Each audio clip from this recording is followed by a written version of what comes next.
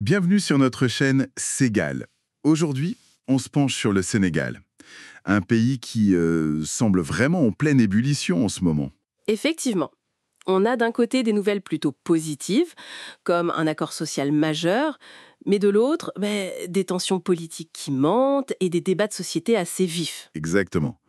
Alors on va essayer de décrypter tout ça. Commençons par le positif, si vous voulez bien. Cet accord qui met fin à une très longue grève. Oui, c'est une avancée importante. Le 10 juillet dernier, donc très récemment, l'État et les syndicats des travailleurs des collectivités territoriales ont enfin signé un protocole d'accord. Et ça met fin à quoi? 3 ans de grève, c'est ça? C'est ça, 3 longues années. L'annonce a été faite par le ministre Moussa Bala Fofana. C'était très attendu. J'imagine. Et concrètement, pour les travailleurs, qu'est-ce que ça change? Au-delà de la reprise du travail. Haut, on les aligne sur la fonction publique d'État. Ah oui, d'accord. Et les augmentations sont pas négligeables, hein. On parle de 80 000 à 300 000 francs CFA. Quand même. Oui.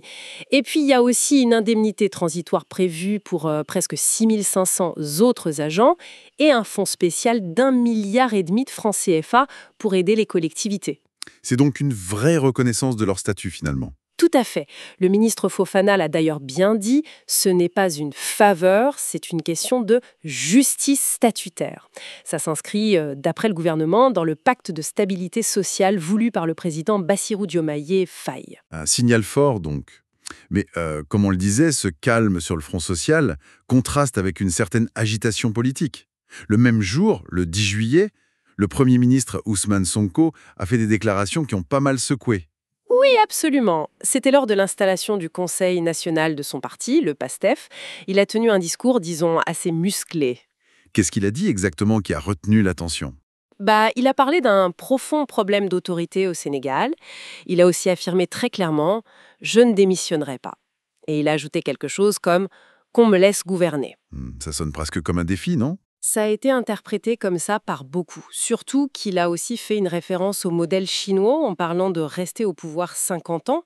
Ça a été vu par certains comme peut-être une critique indirecte envers le président Faye, ou en tout cas, ça alimente les rumeurs de tension au sommet de l'exécutif. Des tensions entre le président et son Premier ministre. C'est ça que ça suggère. C'est l'interprétation qui circule, oui, ou alors l'expression d'une certaine frustration face à des obstacles, peut-être du côté de la justice, ou même de certains médias.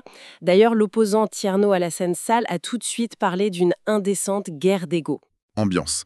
Et ce climat, ça inspire aussi des réflexions plus profondes sur la démocratie sénégalaise elle-même, j'ai l'impression. Oui, justement. L'intellectuel Yoro Diarovo a sorti récemment 2 essais où il parle de démocratie de Sisyphe.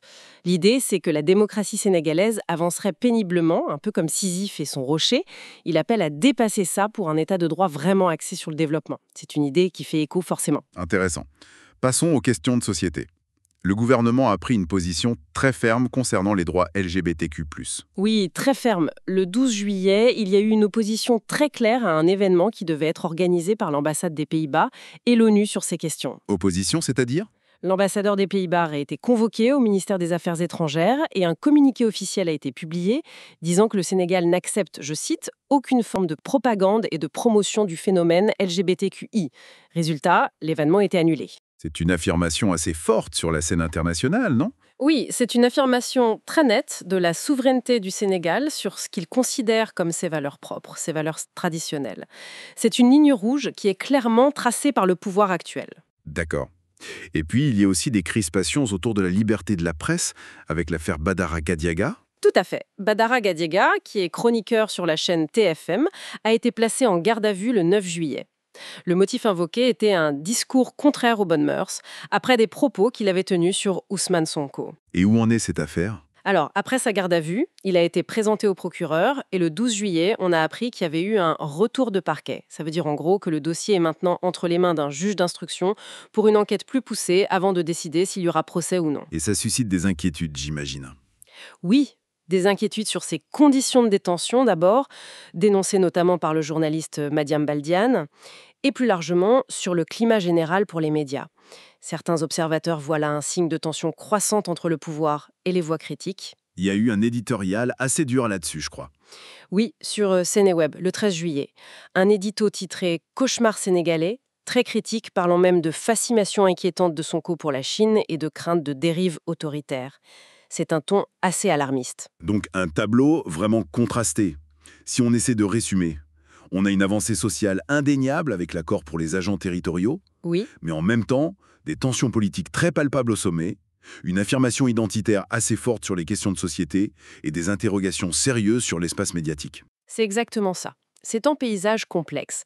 On a d'un côté cette volonté d'apaisement social et de l'autre cette affirmation d'autorité, parfois très directe du Premier ministre, cette position sociétale très tranchée et ces tensions avec certains médias. Et la grande question, c'est comment tout ça va évoluer? Comment cet équilibre ou ce déséquilibre va se jouer dans les mois à venir? Précisément, comment concilier cette volonté d'ordre, cette autorité revendiquée, avec les acquis démocratiques, les libertés publiques et même les avancées sociales récentes? C'est tout l'enjeu pour le Sénégal actuellement. L'équilibre est sans doute délicat à trouver. Une situation à suivre de très près donc. Merci beaucoup pour cet éclairage. Merci à vous. Merci d'avoir écouté. Abonnez-vous.